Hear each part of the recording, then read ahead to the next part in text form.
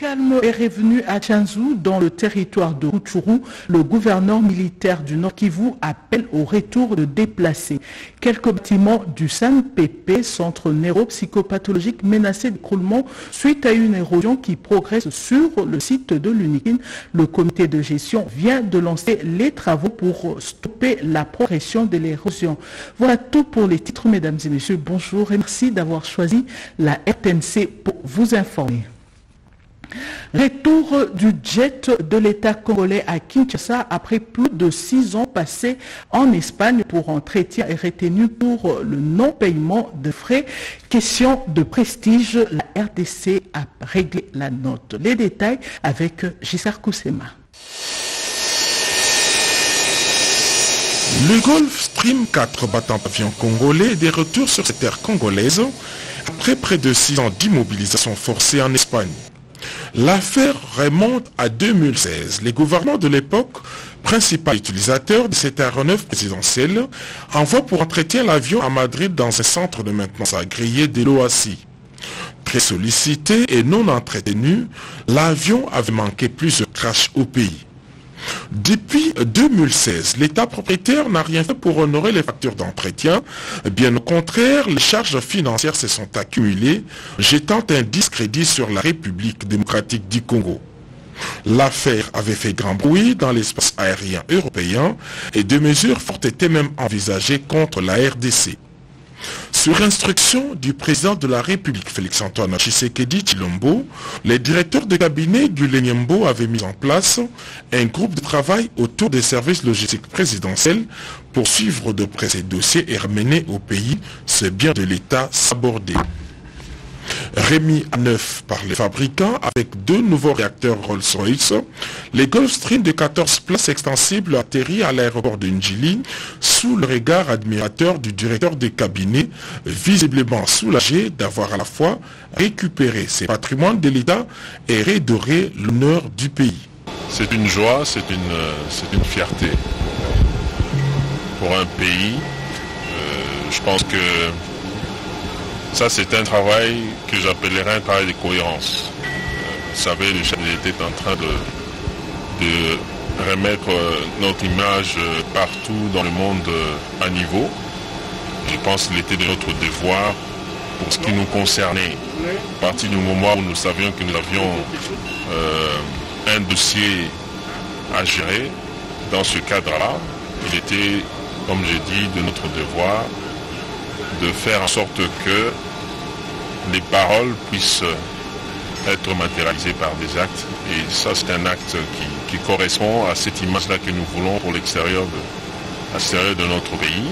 Un avion retenu à l'étranger, je pense que ça ne fait pas très joli. Donc il était vraiment important pour nous que nous puissions faire tout de notre possible pour que cet avion puisse revenir ici. Ce jet privé fait partie des 3000 prototypes produits par Gulfstream à travers le monde et à ce jour, aucun d'eux n'a jamais connu de crash. Il vient renforcer la flotte aérienne de l'État congolais pour l'itinérance en province et partout où le devoir d'État l'exige. Mission d'inspection du gouverneur du Nord Kivu dans le territoire de Rutshuru. Après avoir libéré Tchanzu par les FARDC, le lieutenant général est allé reconforter la population et il les appelle à retourner à leurs habitations. Commentaire Françoise Bouela-Boaki. De la verdure à perte de vue. Essoufflé, l'auteur de la vidéo se presse à situer le lieu. Ici, nous sommes à Tchanzu. C'est là où les M23 se sont cassés les dents. L'attaque du M23 n'aura été que de courte durée.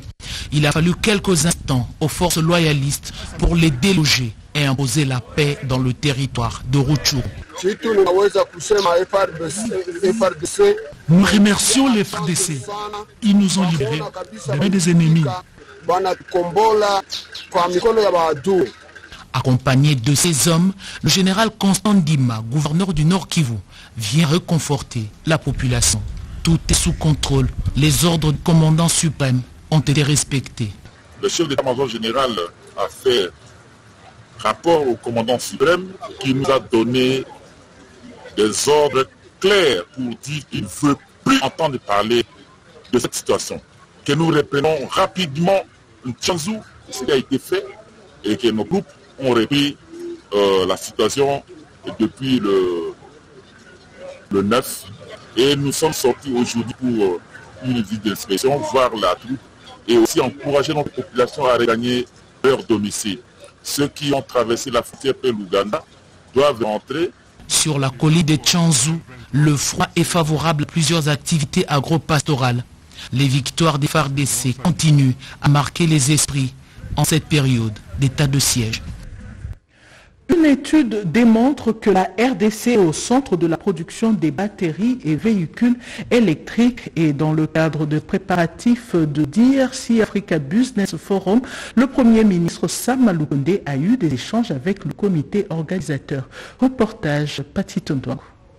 La République démocratique du Congo occupe une bonne position pour la transition énergétique attendue par tous, étant producteur de cobalt et lithium, précurseur des batteries. Dans le cadre des préparatifs des DRC Africa Business Forum, le Premier ministre et chef du gouvernement Jean-Michel Sama Lukonde Kyenge a eu droit à la restitution de l'étude menée par Bloomberg qui démontre que la République démocratique du Congo est au centre de la production des voitures électriques qui devront être mises sur les marchés d'ici 2025 et également parmi les producteurs compte tenu de sa plus grande réserve de cobalt et de lithium. Antonio Pedro, secrétaire exécutif adjoint de la CEA, Commission économique des Nations Unies pour l'Afrique, qui accompagne la République démocratique du Congo dans l'organisation de ces forums, a reçu ce mardi 9 novembre 2021 les assurances du Premier ministre Jean-Michel Sama Lukonde Kyenge sur l'implication de son gouvernement dans la mise en œuvre de cette transformation. Aujourd'hui, nous avons partagé des indicateurs très importants qui confirment la position, l'avantage comparatif de la RDC au niveau de la production de précurseurs des batteries. Selon les chiffres que nous avons déjà et qui seront partagés avec le gouvernement aujourd'hui, lorsque on va faire la présentation du rapport de Bloomberg, la RDC peut produire les précurseurs des batteries 3 fois moins cher que les États-Unis et la Chine, et 2 fois moins cher que la Pologne. Il y a toute une structure pour accompagner cet effort, la collaboration initiale que nous avons eue avec le gouvernement pour l'organisation du forum, après le forum. Parce que la mise en œuvre qui est plus important, organiser le forum. Et comme annoncé par Antonio Pedro, quelques heures après, le chef de l'exécutif national a suivi par visioconférence la présentation de l'étude réalisée par Bloomberg. Cette grande rencontre d'affaires se tiendra le 24 et 25 novembre prochain en République démocratique du Congo. La RDC devra être présente au forum Corée du Sud-Afrique. L'ambassadeur sud-coréen a officiellement annoncé la nouvelle au vice-premier ministre, ministre des Affaires étrangères. Christophe Lutundula a également reçu les copies figurées de lettres de créance de l'ambassadeur de l'Australie en RDC. Reportage Doris Mouzo. Il se tiendra le 9 décembre à Séoul, en Corée du Sud, la conférence Corée-Afrique. L'information a été donnée au vice-premier ministre, ministre des Affaires étrangères et de la coopération internationale, Christophe Lutundula, par l'ambassadeur de Corée du Sud en République démocratique du Congo. Kim Kye-jo a également annoncé qu'avant ce forum, une conférence de maintien de la paix par les Nations Unies aura lieu du 7 au 8 décembre prochain. Le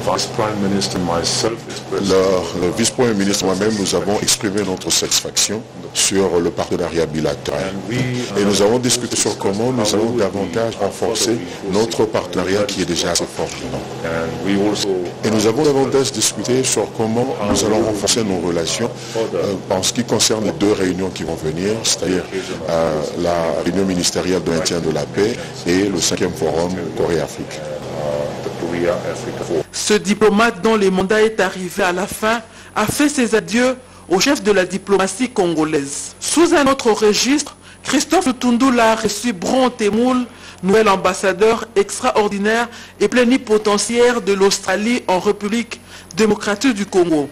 Ces dernières, avec résidence à Harare et au Zimbabwe, Kinshasa se trouvant dans sa juridiction, elle a présenté les copies figurées de ses lettres de créance. Le ministre de la Communication et Médias, Patrick Muyaya, porte-parole du gouvernement congolais, a conféré avec son collègue français lors de son séjour de travail à Paris. Les deux personnalités partagent la même vision sur le nouveau narratif pour communiquer les efforts fournis par la RDC et la France. Écoutons le ministre Patrick Muyaya au micro de Jessica Bassili. D'abord, c'est un plaisir de le rencontrer parce que je le regarde souvent à la télé, je vois cette jeunesse qui fournit avec de belles idées, qui porte la voix d'une puissance comme la France. Et donc il était de mon devoir de passer de ce jour ici, présenter mes civités et faire connaissance et discuter un peu de petits outils et des petits artifices que nous utilisons dans la communication avec le peuple. J'avoue que ce que je voyais à la télé, c'est ce que j'ai vu et cher Gabriel, félicitations pour le travail que vous faites. Vous voyez que du nord où nous regardons, nous avons de l'admiration. Et je suis content de nos échanges parce que finalement nous faisons face à les mêmes problèmes. Il faut parler aux jeunes qui sont contestataires, qui veulent de plus en plus savoir ce que les gouvernements font. La rencontre a été plutôt belle et enrichissante et je crois qu'il y a d'autres qui viendront dans l'avenir. J'étais très content qu'on se rencontre aussi. On fait le même travail. On appartient à la même génération. Voilà. Je crois qu'on a envie de faire bouger les choses. Absolument. Puis on vient de deux pays qui sont des pays amis, qui est historique et un partenariat solide. Et donc pour moi c'est une très belle rencontre. Autour d'une belle langue, la langue française. Autour d'une belle langue. Et j'étais vraiment ravi qu'on puisse avoir cet échange, que cette rencontre ait lieu. Et je pense que c'est aussi une promesse pour la suite et pour d'autres échanges et un travail main dans la main. Voilà. J'espère vraiment pouvoir venir vous voir. Il faudra qu'on organise ça avec plaisir. Le prochain mois. Ok, merci beaucoup. Merci. À bientôt. À bientôt. Et puis le président de la Commission électorale nationale indépendante, Denis Kadima, a eu un tête-à-tête avec le chef de la mission diplomatique d'Allemagne, Oliver Schnagberg, a profité de cette séance de travail pour lui témoigner l'appui de son gouvernement. Tétis Samba.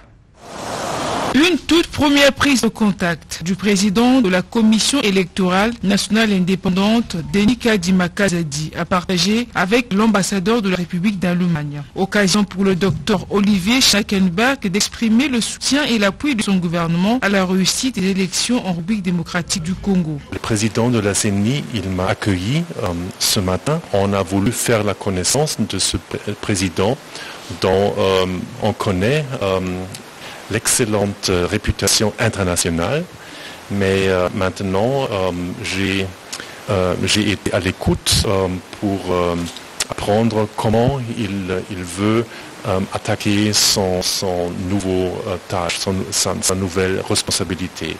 Et je me suis exprimé sur la base du communiqué conjoint des pays de l'Union européenne et des pays like-minded.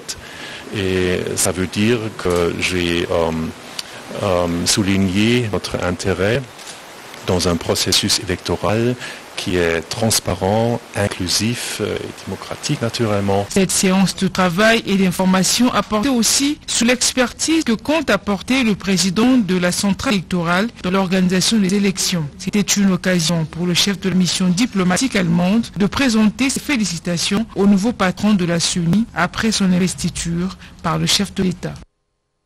Le volume d'échanges commerciaux entre Luanda et Kinshasa est important. Miguel Dacosta, ambassadeur de l'Angola en RDC, met en avant la coopération dans le secteur économique. Ce pays se prépare à célébrer sa fête nationale. Avec une population de plus de 33 millions d'habitants, s'apprête à célébrer le 46e anniversaire de son indépendance. À Kinshasa, sa mission diplomatique insiste sur la construction d'une Angola unie et prospère, selon les termes de son ambassadeur. Miguel Dacosta, diplômé en sciences politiques, est accrédité à Kinshasa depuis 2019. Les relations diplomatiques entre la RDC et son pays sont excellentes. Il affirme qu'il faut identifier de nouvelles potentialités. Les relations sont excellentes, mais nous devons continuer à travailler. On est de travailler pour pouvoir identifier le potentiel qui existe dans le domaine économique. Malgré la pandémie de coronavirus, l'économie angolaise est restée solide. Être un géant économique ne suffit pas. Le peuple doit se retrouver, selon Miguel Dacosta. Ce qui est essentiel, ce qui est important, et que l'objectif de l'actuel gouvernement angolais est de continuer de faire des efforts pour donner à manger la santé, l'éducation, l'emploi à toute sa population. Pour la question concernant sa touche personnelle, l'ambassadeur répond. Je m'étale à développer un dialogue constructif de haut niveau, que ce soit sur le plan diplomatique et politique. L'unité, la solidarité sont des ingrédients inévitables pour la prospérité. Cela fait partie du terme de ce 46e anniversaire de l'indépendance de l'Angola. Les artistes comédiens ont tous été informés sur comment se faire prendre en charge par les hôpitaux du réseau de l'assureur choisi par la fondation Denis Nyakeru Tshisekedi. Cette réunion d'échange a eu lieu à Showbiz, ici à Kinshasa. Reportage Edith Chala. La méconnaissance par les artistes comédiens des procédures d'accès à la prise en charge des soins de santé a nécessité cette réunion organisée par la fondation Denis Nyakeru Tshisekedi, inspirée par le Kayandi Mossi. Plus d'une centaine d'entre eux étaient en face d'Activa Assurance, l'intermédiaire entre les artistes, leurs dépendants et les hôpitaux qui administrent leurs soins. Une séance qui éclaire les bénéficiaires et les rassure davantage sur le professionnalisme de la fondation qui dirige Joël Makubikwa. Toujours attentive aux doléances de ces artistes, la première dame Denis Nyakeru Tshisekedi a compensé son indisponibilité par un coup de fil, suffisant pour embraser l'assistance. J'espère qu'on va bien utiliser ça. Vraiment, c'est pour vous et pour vos familles. Il faut vraiment être sérieux dans ce qu'on va faire.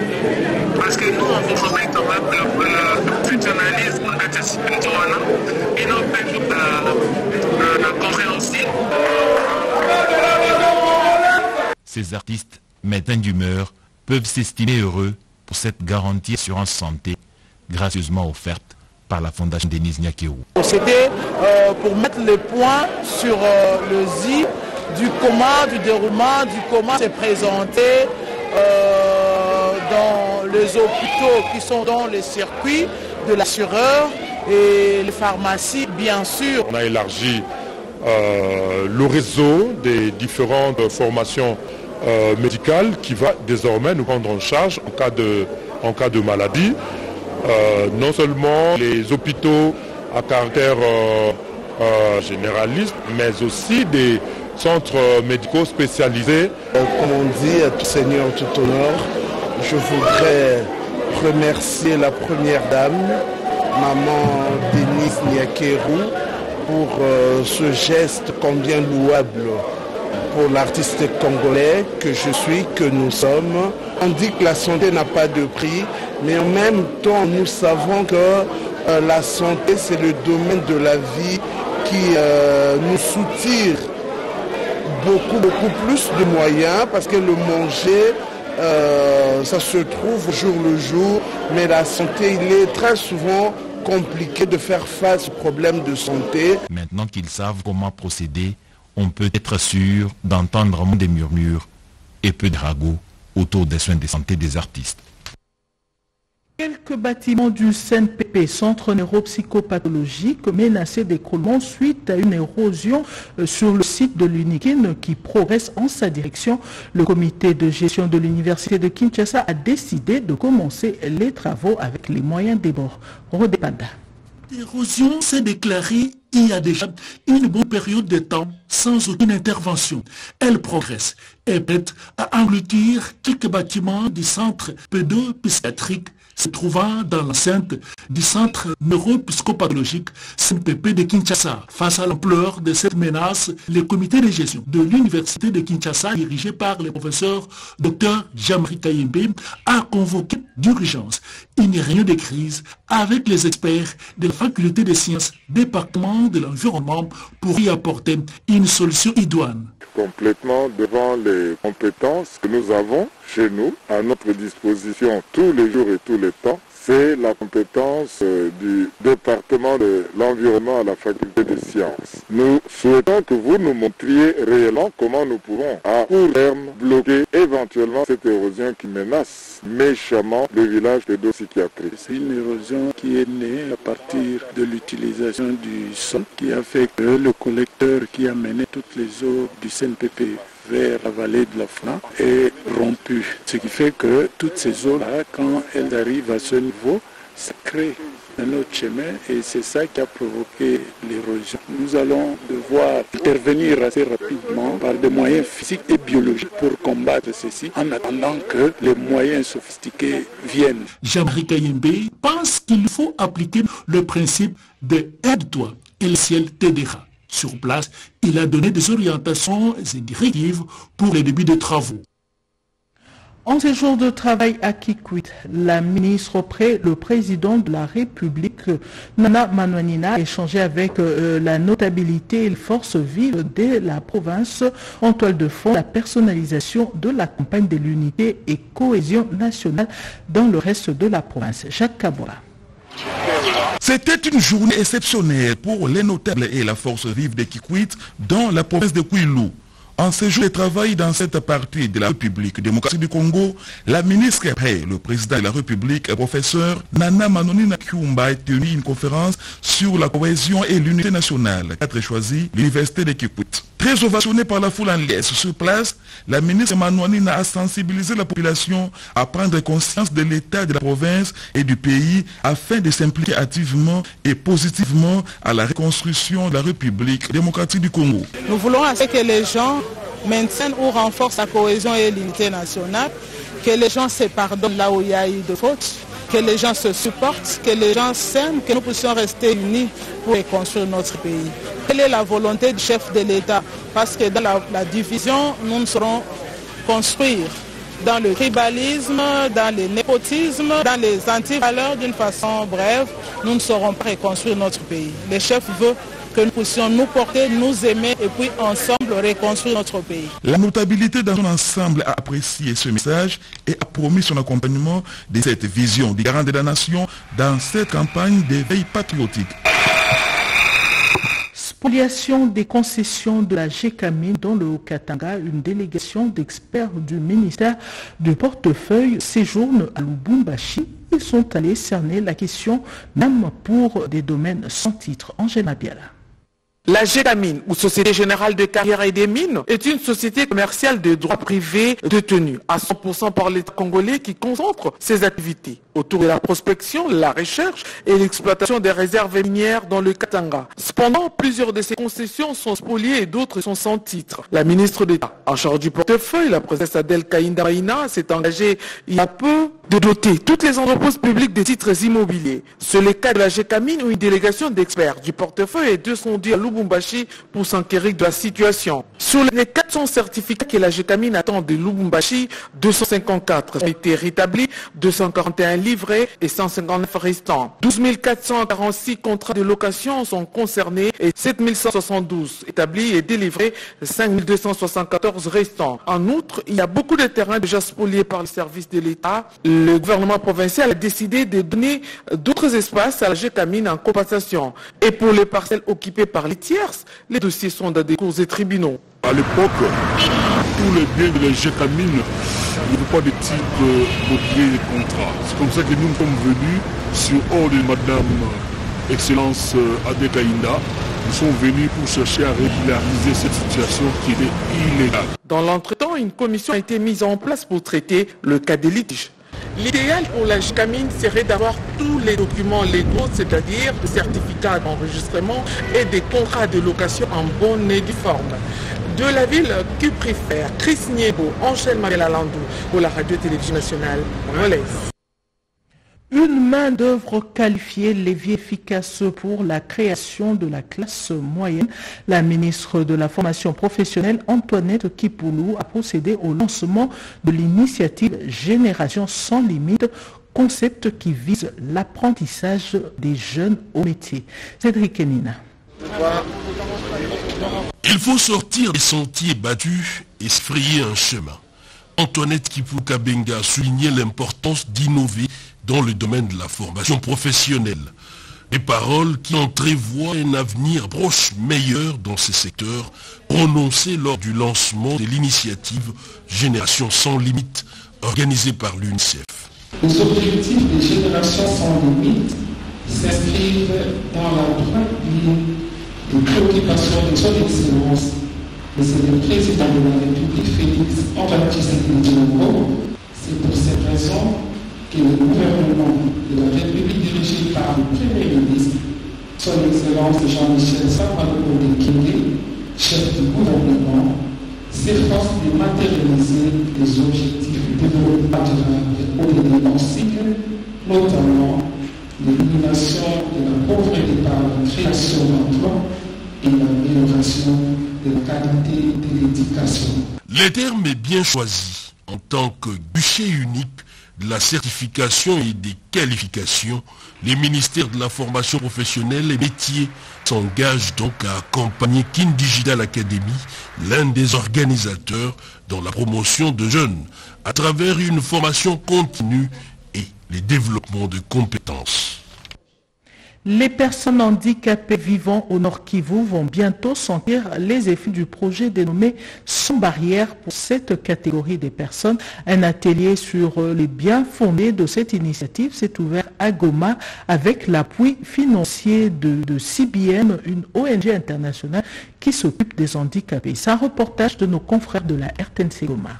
Ensemble pour une société sans barrière, initiée par l'Association pour l'intégration sociale des handicapés physiques, va désormais être opérationnelle en province du Nord Kivu. Financé par l'organisation CBM, le dit projet a été officiellement lancé à Goma le mercredi 10 novembre 2021 par la représentante de l'autorité provinciale Priska Luanda Kamara, experte dans le domaine de l'éducation. Celle-ci a salué l'engagement ferme du partenaire dans l'encadrement social des personnes handicapées. CBM prend l'engagement ferme de l'intégration sociale et l'amélioration de la qualité de vie des personnes handicapées, ainsi que leurs familles au sein des sociétés les plus marginalisées dans le monde, en vue de pérenniser l'internationalisme, le christianisme, la communication, le professionnalisme, l'intégrité et l'inclusion. Ce projet va redorer l'image de la personne handicapée au Nord Kivu, a soutenu Mme Hortense Maliro, directrice de l'Association pour l'intégration sociale des handicapés physiques. Il va assurer entre autres l'éducation de qualité, d'égalité des enfants handicapés pour ne citer que cela. Ce projet va donc s'exécuter à partir du mois de novembre 2021 jusqu'en décembre 2022. L'objectif principal de l'AISHP est de couvrir les besoins fondamentaux et éducatifs des enfants handicapés, les orphelins, des enfants issus de familles pauvres et de lutter contre l'analphabétisme et la marginalisation des personnes handicapées afin de faciliter leur intégration. Occasion pour le directeur pays de CBM, M. Amadou Idrissi, de révéler les 3 piliers essentiels sur lesquels son organisation est fondée. Le premier pilier, c'est celui qui a rapport avec la santé populaire inclusive. À travers ce pilier, nous travaillons à faciliter l'accessibilité des personnes ayant des soucis avec la vie. Pour cela, notre niveau d'intervention nous amène à travers nos partenaires sur le terrain à faire de la réflexion, la référence, la prise en charge et, dans la mesure du possible, la réorientation après les traitements. A noter que ce lancement a été rehaussé de la présence des évêques des diocèses de Kasongo, Kindu et Goma. Les jeunes Congolais doivent manifester l'ambition de participer aux différentes élections pour les postes de prise de décision sous la supervision du coordonnateur provincial de Kinshasa de l'Union des jeunes Congolais pour le changement, Rémi Mangwamba. Une session de sensibilisation a été organisée sur la gestion de la chose publique et le développement. L'ambassadeur de Suède a apporté son appui technique et financier. Reportage Rodé Panda. La gestion de la Res Publica pour les cas de la RDC exige les intelligences et compétences de la jeunesse pour son développement. C'est le cas de l'Union des jeunes Congolais pour les changements UJCC+7, une structure de mouvement citoyen des jeunes associés à la société civile qui, à travers les projets Tufaulu, Pamoja, Entendez et Réussissons ensemble, qui vient aux rescousse de jeunes pour les encourager à manifester les ambitions de compétir pour des postes de décision, élection de gouverneurs et vice-gouverneurs en perspective convoqués par la CENI dans les provinces à problème intéressent ces jeunes, suivant la résolution 2250 du Conseil de sécurité des Nations Unies qui oblige les États membres à faire participer les jeunes dans la gestion du pays à travers ces sessions de sensibilisation organisées par Tufaulu, par Modam, avec l'appui de l'ambassade de Suède, CAFODEC et CJP. Les jeunes ont manifesté le désir de compétir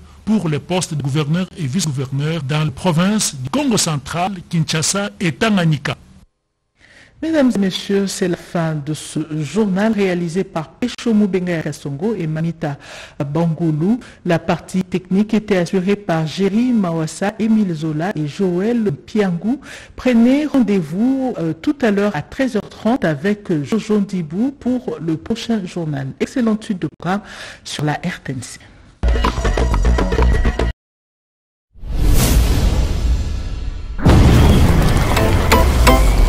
Mes chers compatriotes, bâtir le Congo demande du patriotisme. Nous vous invitons à vous joindre à nous pour construire notre beau pays qui est la RDC. Appel de Maman Pauline Lumumba, présidente RDC Monde, à Genève. Devant vos écrans, nous sommes à 44 318 francs suisses à la date du 20 janvier 2021. Quels sont les pays qui ont participé cette année activement? L'Afrique du Sud, l'Allemagne, l'Australie, l'Autriche, Belgique, Canada, Danemark, Écosse, Espagne, Finlande, France, Irlande, Italie, Japon, Luxembourg, Norvège, Ouganda, Pays-Bas, RDC, Suède, Suisse, Turquie, UK et les États-Unis. En tout cas, nous comptons sur vous pour atteindre cette année 100 000 francs minimum pour commencer nos projets. Bandeko nanga kotonga mboka esengika bolingo. Bino moko bomoni transparence to laksi bino côté mbongo. Moyibe yate, lokuta pe zate. Alors boya to sangana to tonga mboka na biso les grands Congo. Merci. Malobaya, présidente RDC Monde, Pauline Lumumba à Genève.